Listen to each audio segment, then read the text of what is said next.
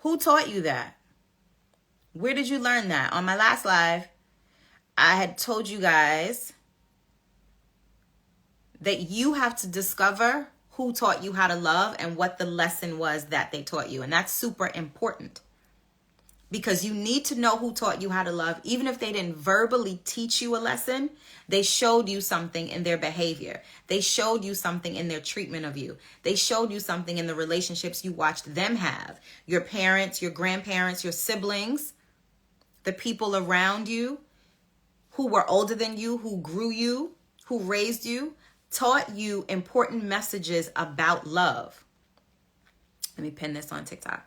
Taught you important messages about love. And for so many women, one of those lessons is that there's a time limit, right? Your biological clock is ticking. And so you have a time limit on having babies. You have a time limit on finding a man. You have a time limit on getting married. You have a time limit on being chosen. You have a time limit on being loved. And I'm calling bullshit on all of that. I'm calling absolute bullshit on the idea that you can age out of anything that you really want. The problem is your belief system, because you believe it to be true.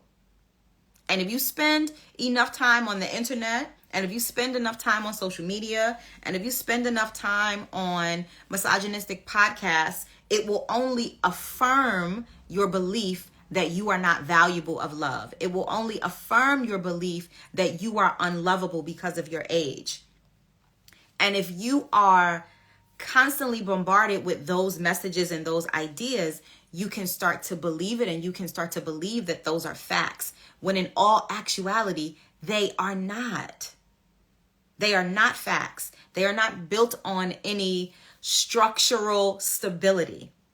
They are simply built on the need for some men within our society to dominate, to control, and to manipulate.